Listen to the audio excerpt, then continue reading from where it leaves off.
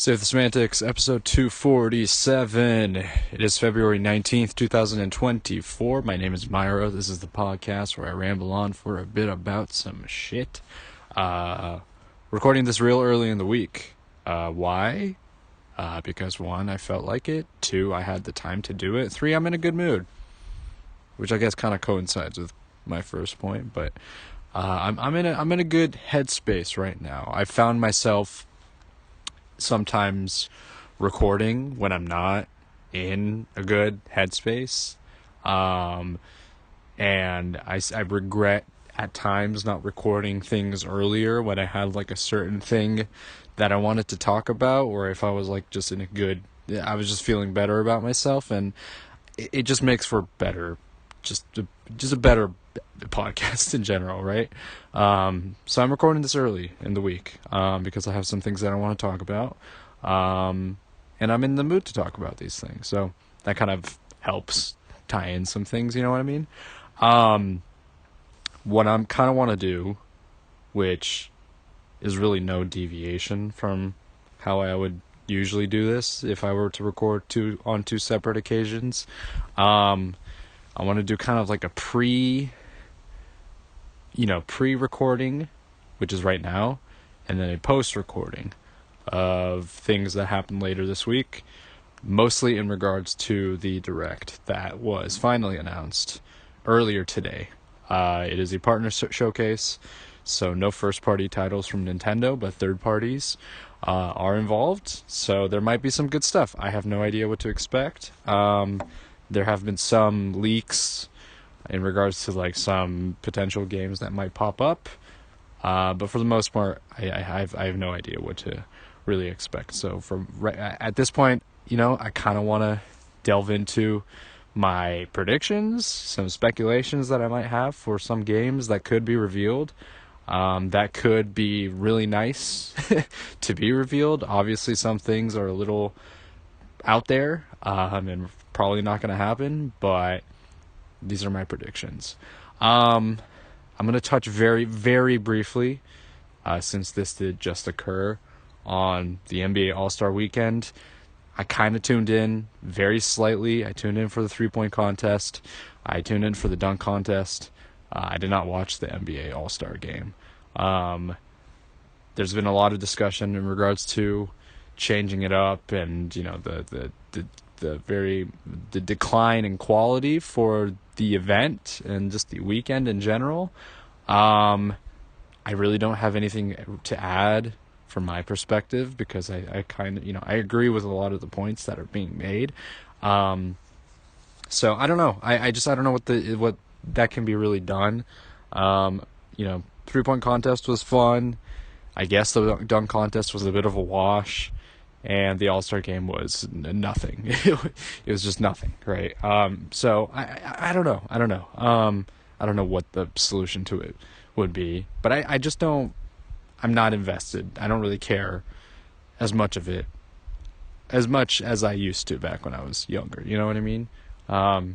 It could be the case where it catered more towards my younger self, probably, and because maybe I had more time on my hands and I really wanted to spend all day watching these events and whatnot, and whether it was like worth it or not, like it might just not be worth it to me anymore. But I think there's enough kind of criticism regarding this whole period of that time and the whole event really, that there might be things that are subject to change. You know what I mean? So that's really it.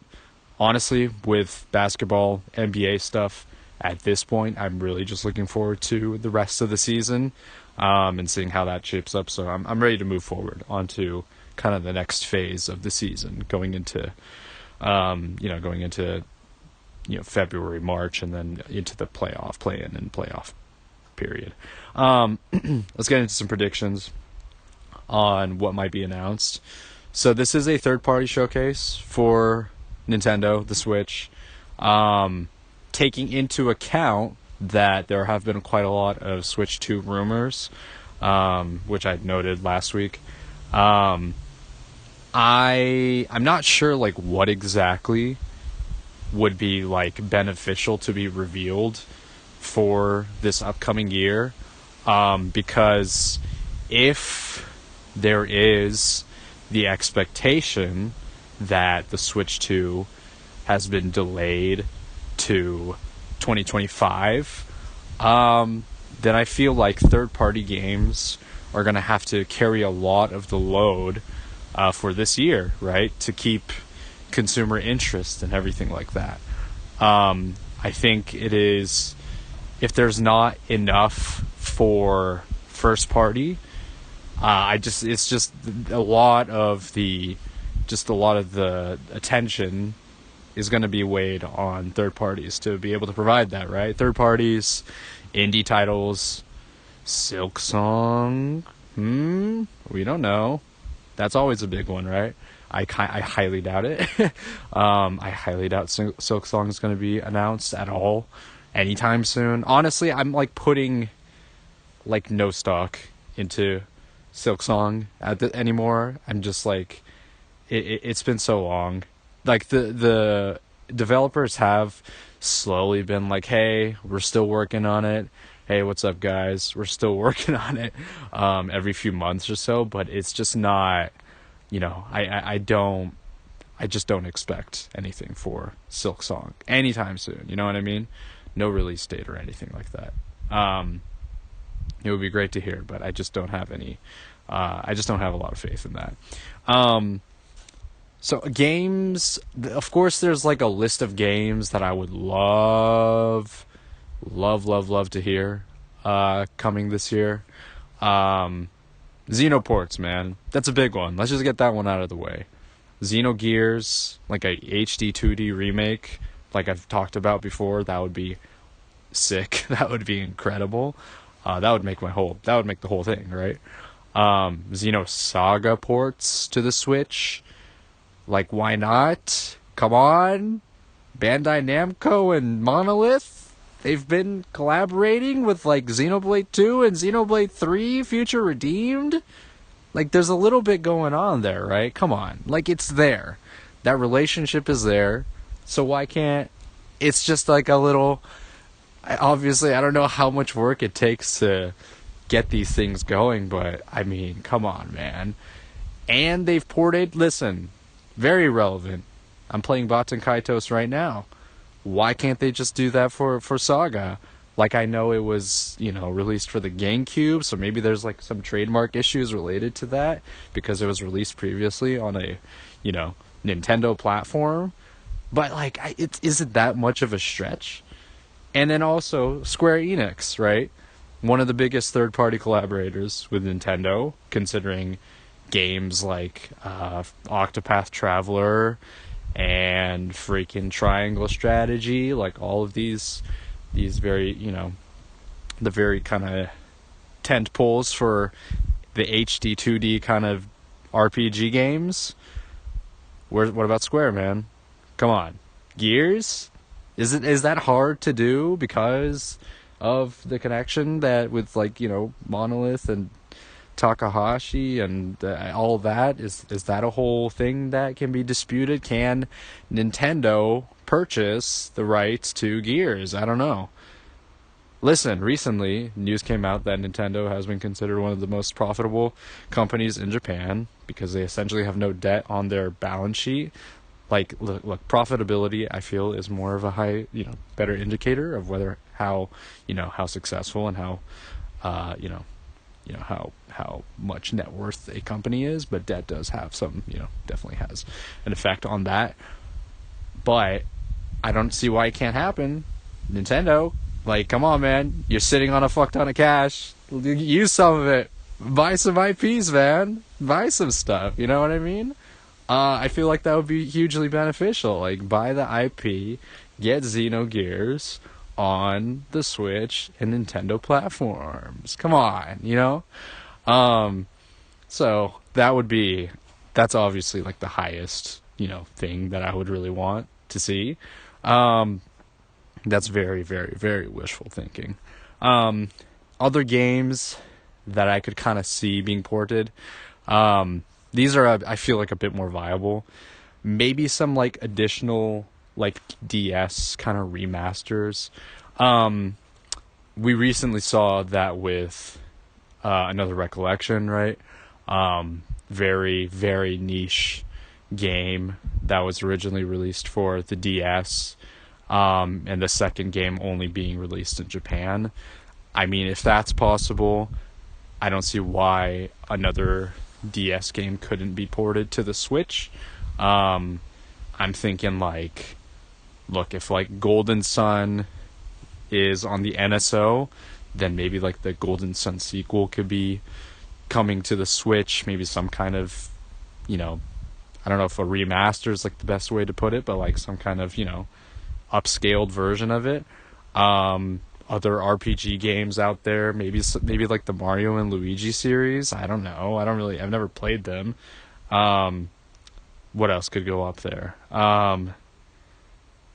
DS games. I don't know, man. I feel like there's like an abundance of DS games that could be ported. I think that the recollection games, I think, kind of opened up a door of sorts a little bit. You know what I mean? I don't know how successful uh, the sales are for that game, but I feel like if companies are willing to go into their backlog from like 10 plus years ago and just see if there's some games that could be viable, that could be reintroduced to the public, I think it might be worthwhile, right? Um, so I'm thinking DS games could be a possibility for this partner direct. Um, Talking about some of the things that have been leaked. There's been speculation that there's going to be sort of like a remaster of this game called Endless Ocean for the Wii. I never played it before. That's going to be coming to the Switch. I don't really know what it's about. Apparently, it's like a discovery kind of game. I don't. I have no idea what it really is, but it's like what you're discovering things underwater, that sort of thing. It kind of comes to mind. There was another game, much more popular, that was sort of released to, Steam and a bunch of other platforms that it reminds me of, but the name I can't think of the name right now. So I'm assuming that that game is sort of similar in kind of in that exploration kind of nature. You're sort of vibing, kind of. I don't know. I have no idea. But that's been sort of hinted at. Another game that I heard was sort of hinted was, what was it? Um, Something. It was possibly a Game Freak game that they mentioned. They said the Pokemon Company is releasing a game. I don't know why they would release like Pokemon, or why they would announce Pokemon with this partner direct. I feel that that would be more suited for the main direct. So a lot of people are saying it's one of Game Freak's other IPs. Some have said Pocket Card Jockey, which is hilarious because I bought that game last year for the 3DS when I found out that the 3DS shop was closing, and that was like the one, that was like the only game, or that was one of the games that you wouldn't be able to play on the 3DS anymore because it was an eShop only game, right? So it would be funny to see this game being ported to the Switch. I know that it was ported to the iOS, like iPhone, I think like Apple Store games. But it would be funny to see this game being ported to the Switch as well. Would I then buy it on the Switch? I don't know. I don't know.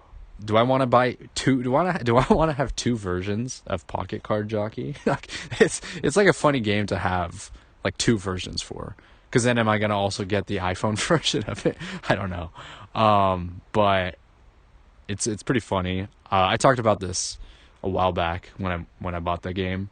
I was super addicted to it for like a couple of weeks, and then I kind of, took a step back because some other games caught my attention. But it is really fun. It's not super. It's not like a super deep game or anything like that, but it is incredibly addictive. Um, I feel buying this on the Switch, if it like somehow does come out, very dangerous for me. Very, very dangerous for me. I love card games. I found this is you're playing solitaire as just, I guess, like a reminder. Um, Very just kind of funny concept, but you're playing solitaire at the same time as you're racing a horse. So how well you play solitaire determines how well your horse races. It's a very strange concept, but it works super well. There's a lot of you're kind of doing it's interesting. It's almost kind of roguelite a little bit in a sense, because you start off with one horse, and essentially you try to advance as far as you can in kind of these like racing circuits. The main goal is essentially you want to win like the Grand Prix or something like that, right? The highest, the Kentucky Derby. You want to win the biggest race. So you kind of build up your horses, and if one horse fails, you have the ability to kind of keep that horse in like your stable, and you're able to continue to make runs essentially with a single horse. You're able to breed past horses to essentially create an even stronger horse who has better stats and all that. It's very you're sort of going through the same motions where you start from the very beginning with the kind of the easier race, and then you sort of build up to the more difficult races. So in a sense there is a bit of like a roguelike element to it, and I think that part kind of appealed to me, along with the solitaire playing part. So it's a really fun game. If I do want to revisit it, I could just play my 3DS version, but if I get it for my Switch, it's just easy. Like I use my Switch far more nowadays than I ever really touch my 3DS. So I feel like it makes sense if this game came to Switch, because this game is right up my alley, and I've already enjoyed playing it, but I also know how how dangerous that can be, like how addictive that is. I had some sleepless nights because of this game, so I might this is all me basing the fact that the game that's going to be released is Pocket Card Jockey. We have no idea if it is, but it would be interesting if it was. Anyways. Other games I could see being ported. Some other GameCube games. Like I said, Baten Kaitos, the remaster version, came. So it's like, I don't know, something like Chibi Robo. What else? Some other, I'm trying to think, like, what other, like, ports could, I mean, wasn't that, like, Nintendo license? I'm not entirely sure, but maybe some other GameCube games. So I saw a comment that said like maybe GameCube NSO, that could be interesting. Is that how would that work? Is that really, would that be like an issue for like how many games can you really port onto NSO? And also NSO is directly Nintendo kind of thing, so maybe that might not make sense. That would be more suitable for and a Nintendo, like a direct as opposed to a partner showcase. So that might not make sense. I think a port of GameCube games would make much more sense. So yeah, I don't know. So obviously my big ones are for my JRPG games. Obviously, that's no surprise there. It would be interesting to see like what if there are maybe like some indie games that are kind of thrown in there.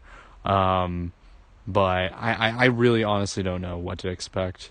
If there is something that could be like a surprise or that could be kind of interesting, that might be worthwhile. I do expect maybe Square to make an appearance with some game. I don't know what kind of game it would be, but I feel betting on Square might be a good bet, just because of how how oftenly they've released things exclusively for Switch initially before being released to other consoles. So that wouldn't really be that much of a surprise, but that's kind of where my head's at, is ports, and then maybe some other surprises down the line.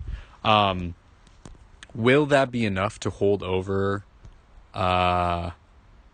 fans over for before Switch 2? I'm not entirely sure. Once again, I'll probably keep reiterating this. I have plenty of games that I still want to play. I have games that I talked about wanting to play 2 years ago that I haven't even touched. And there's plenty of other older games that I would like to explore as well. So there's plenty for me to get through. I still have many 40, 60 hour JRPGs on my list.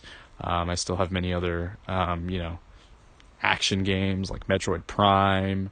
I also want to revisit games like Phoenix Wright, because I haven't finished the original trilogy yet. So that's still kind of on my backlog. There's still so much. There's still so much for me. So I'm good. You know what I mean? But I would be interested to see kind of how things shake up this year. So that's kind of where my head's at. These are kind of some of the things that I wanted to talk about before the Direct, which is coming up in 2 days. So that's pretty exciting. I will be checking that out Thursday. Is it Thursday or Wednesday? The 21st is on Wednesday. So I'm going to be checking that out Wednesday morning, and I will try to talk about it as soon as I can, when my memory is fresh, and then provides my thoughts on the games that were released, and how things are going to look moving forward for the rest of the year. That's going to be it for today. Just wanted to get a quick recording out before the rest of this week continues. So yeah, stay tuned for part 2. All right. It is now February 22nd, 2023, recording this on a Thursday. Recording this real early. Didn't even really wait till the weekend. Mainly because, again, just timing and stuff like that. And I also wanted to delve into some of the things that happened this week.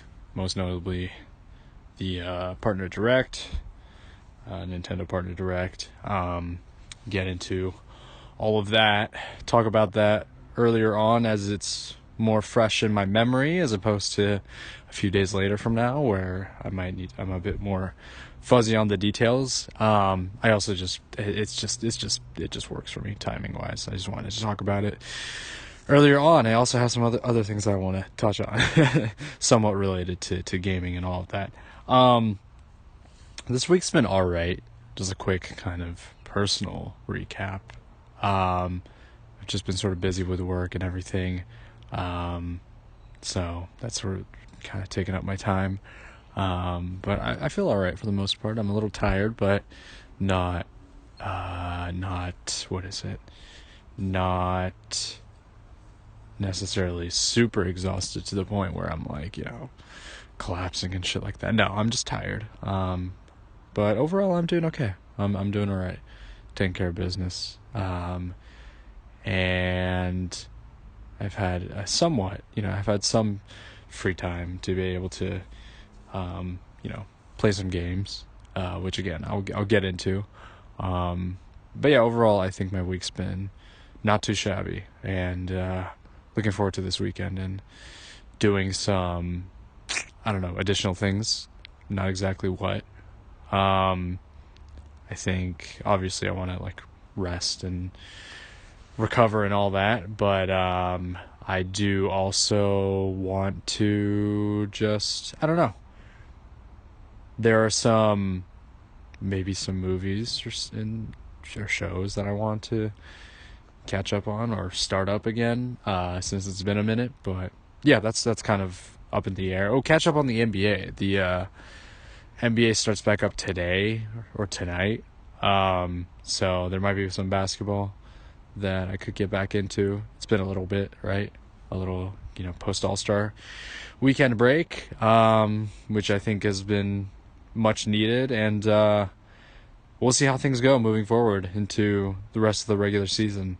Um, it is kind of funny.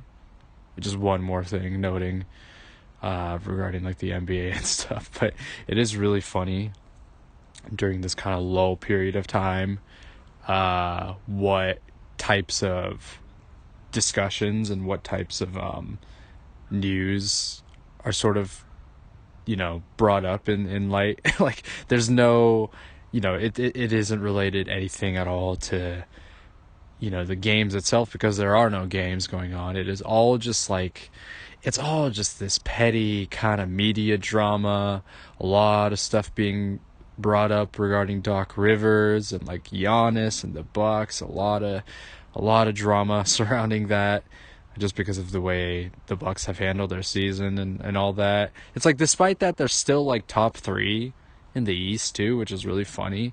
Like if it was a situation where they were like in the play-in, that sort of thing, I feel like it would be more warranted, if you want to call it that. It's just funny. I think the expectation was that they were going to be like the best team in the East or whatever, or one of the best teams in the league, and they're not really that currently. So it is. I think a lot of the response from fans and media and whatnot is related more to underperforming and that sort of thing. And so, and then you obviously got Doc Rivers, who's somewhat of a controversial figure as in terms, as a coach, less so than personality wise. But it's just kind of funny seeing all these things pop up, and like because there's nothing going on. There's nothing to talk about. There's nothing, you can't talk about like, wow, did you see Luka score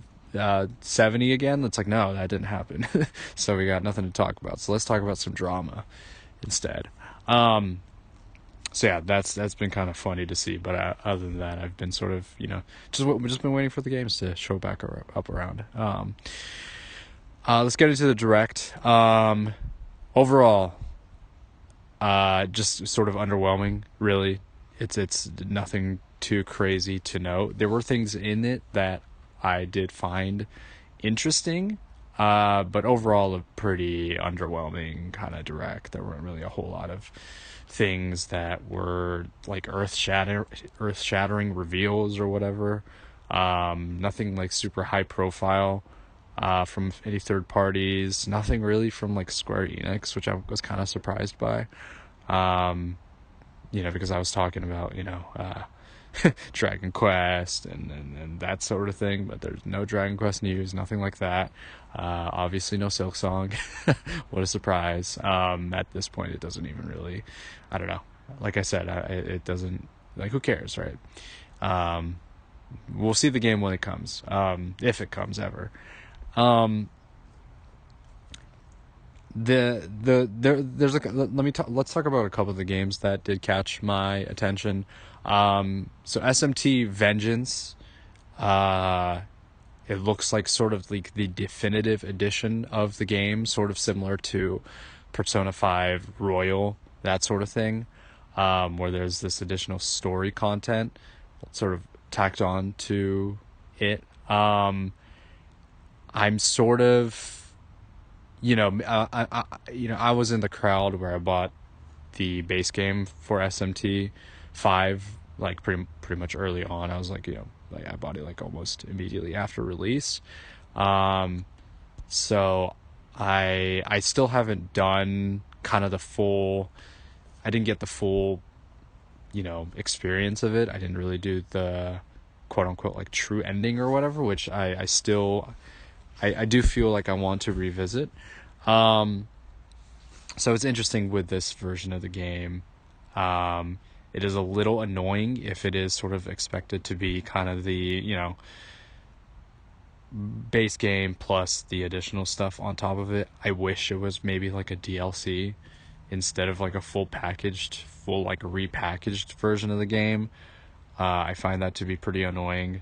Um, like maybe it's I don't know how Persona fans felt when Persona 5 Royal, or I guess Persona 4 Golden, were kind of like reskinned, or like essentially redone, um, to have the additional content or whatever. I'm curious if they found this sort of tactic by Atlas to be kind of annoying, considering if they already bought the original game, and it's like, okay, that's cool, so I have to buy the original game plus this extra content for the full price of the game. Like, that's pretty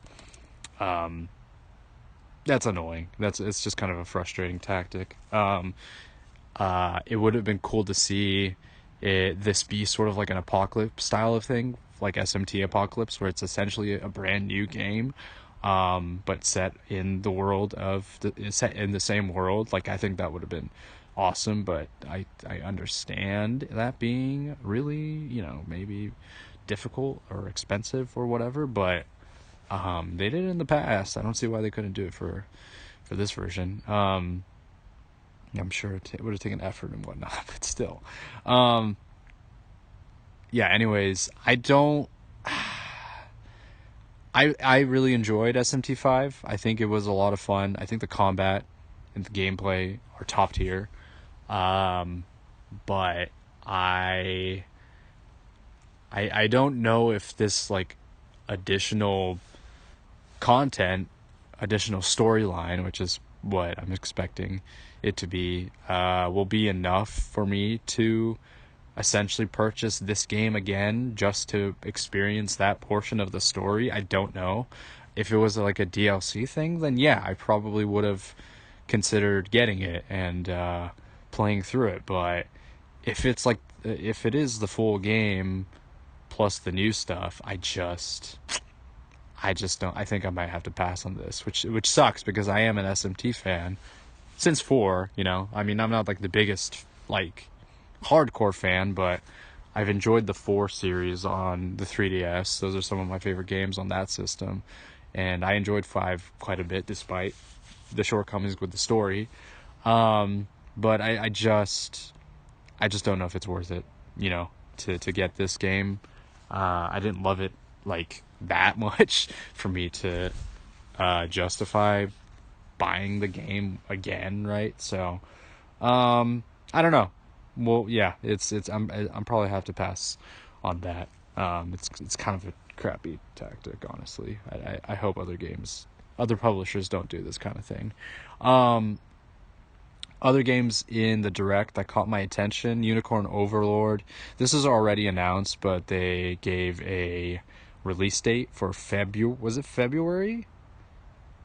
I think it's pretty soon, right? It's like next week when the game gets released. I'm pretty sure. I forgot the exact date, but it's coming up really soon.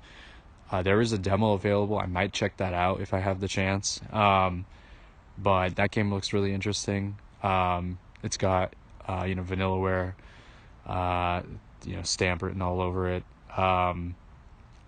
I just finished playing 13 Sentinels, and I love that game. This game, it looks to be a lot different from that style. Much more focused on kind of the medieval fantasy elements of things, and gameplay much more in line with something like Fire Emblem.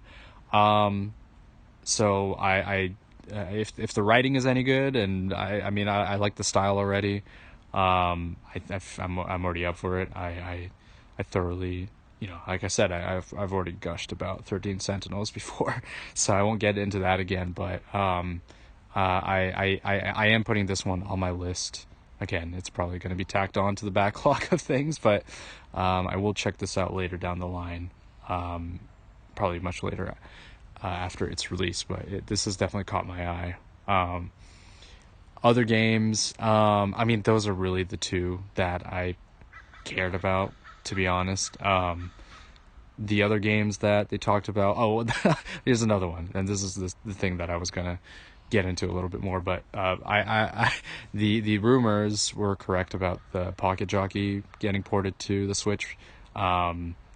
So that's, listen, I loved playing that for kind of that short period of time last year on the 3DS. Um, this might be something to add on the docket. I just listen. This week I bought this game called Balatro. Is it Ballot? Yeah, it's Balatro. It's this card game, kind of a roguelike, similar to Slay the Spire, Monster Train, that sort of thing. Except you're playing poker hands, essentially. Super simple premise. It's super easy. You just have to beat the blind. You have to hit a certain number. You have to score a certain amount of points with, getting the best like hands possible, and then you get these like passive abilities from these Joker hands that you have. Awesome. I am thoroughly invested in this. The reason I kind of bring that up is because it's just like it's like more. If I do want to get Pocket Jockey, it's just like, dude, this is just like another card game on top of the other card games that I already have. You know what I mean? Is that overkill? It might be a little bit. So, uh, it's fun, man. Pocket Jockey is a lot of fun. But I might hold off on that because I sort of found my new addiction with Balatro. It's so fun. It's got this like perfect balance of challenge and it's hooks into me. Like it's so uh this was like the impulse buy for me. It was the same sort of thing like Slay the Spire. I heard good things. I'm like, screw it, I'm just gonna buy it, and I bought it and I loved it. That's one of my favorite games. This was like probably more of an impulse buy, honestly. Like I just heard about it. I'm like, yo, there's a card like game, Rogue, that it's you're doing the same runs over and over again, trying to get trying to beat the beat the score and get as far as possible. Yeah, sign me up, man. It's perfect. It's right there. Apparently this game had a lot of buzz going into this before its release, like this past week. I literally heard about it like 2 days ago, and then I bought it, and then now I'm like hooked, and I can't stop thinking about it, and I just want to play Balatro. Like that's like the only thing that's on my mind right now. Work, screw that, man. I'm just like, I'm trying to get to this card game. Like this shit is addicting, it's wild. Like honestly, I think if I get older, if I do get older, I don't know why I said do, like it sounds ominous. When I get older, I'm gonna be the equivalent of like the dad who plays solitaire on his like personal computer or his like work computer. I'm gonna be that guy, except with like my Switch 4 or whatever the fuck we have in the future, um that's just what's gonna be. And then I'm just gonna be playing card games. I'm gonna have hundreds of roguelike, deck builder card games just compiled from years and years of gaming. I'm like, dude, I just need something. I'm just gonna be reminiscing about finding games that are even close to like Slay the Spire, you know what I mean? And then just like trying to find, I'm like, dude, I just need the next deck builder game, man. Just like scratching my arms. Like this is like I honestly, like, outside of JRPGs and Zelda's kind of its own genre, these card games are my thing. I've talked about this, I've sort of mentioned this, but like a good one like this one that I just found or is my jam, is my shit. So I'm looking forward to continuing to play this one and really get into the weeds of things. I'm still figuring things out.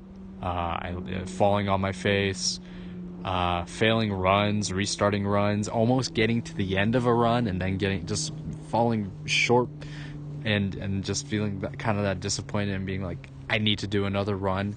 That's that's dangerous, man. It's very addictive. Similar, very similar situation with Pocket Jockey that I experienced last year. You know what I mean? So if it again, if I end up buying it for the Switch, Pocket Jockey for the Switch, it's gonna be a real problem, man. like as if it isn't already. You know, um, I need to be disciplined. I need to have a little bit of just kind of restraint, which is actual restraint from making these purchases. Like I just need to hold off. I've bought a ton of games recently. Like I'm just looking back over the last couple of months during the Christmas season, there were these sales going on. It's like Disco Elysium was on sale. I'm gonna get that. Great game. I got Okami, which has been uh, very critically, very high critical reception from the past, like a fun sort of action adventure game. I got that on sale. And then I got on my birthday, sort of like as like a gift to myself, I got Batten Kaitos, and then I got Final Fantasy X, and then I got this game. I need to probably slow down a little bit. I think I'm good. I think I'm probably good for the next little while. I think I have plenty of games actually on like my backlog in terms of games that I own, that I will get to. You know what I mean? So it's a very weird position to be in, because I think this is like honestly, like I know obviously I've talked about having a backlog and that sort of thing. I think this is the first time where I actually have games sort of sitting there that I'm probably not going to touch for a long time, like multiple games that I haven't touched yet because of these other games that I'm currently playing. It's a very interesting kind of position to be in. I mean, obviously, I'm very happy. I mean, it's like not much of a, not necessarily something to complain about at all, but it's just kind of funny, because like I don't really necessarily need to be like, being like, oh, what's the next game that I need to buy? It's like I'm good. I'm good for a while, and it's also funny, kind of coinciding with this direct that came up, despite the fact that it was, kind of underwhelming and everything. And then I've talked about a few days ago how the Switch 2, there's rumors that it got delayed till next year, 2025. Despite all of that, it doesn't really affect me personally, because I still have so many other games that I can play up until that point. You know what I mean? I still have all of these classical games that I still haven't played, especially Final Fantasy, 10, 8, 12. Those are kind of the ones that I have sort of on my sights. And then if like Suikoden, if those remasters get released on the Switch, those are some other games. And then I also have the other JRPG sort of remaster games like Star Ocean that I talked about, Live Alive. What else? Not a remaster, but Octopath Traveler 2 apparently is really good and much better than the first one. Like there's so many. There's so many. And then there's still other games too. And I'm probably going to, it's possible I might run into these unexpected games that kind of fall into my lap, because of just like timing purposes, word of mouth, whatever, like Balatro, and then I'm screwed. And then I'll never, I'll never get to those other games, which is fine. Again, I'm not really concerned about like backlog stuff, but it's just funny to think about, and it's really funny to think about just sort of the, idea of like this sort of Nintendo Switch 2 news, and kind of being disappointed by that, which I am still disappointed by, if it is kind of the case that it got delayed. It's just, like I said, it's just fun to hear about new games that get released and all that. So it'll be, moving from kind of my own, my current situation. It will be interesting to see how Nintendo handles the rest of the year.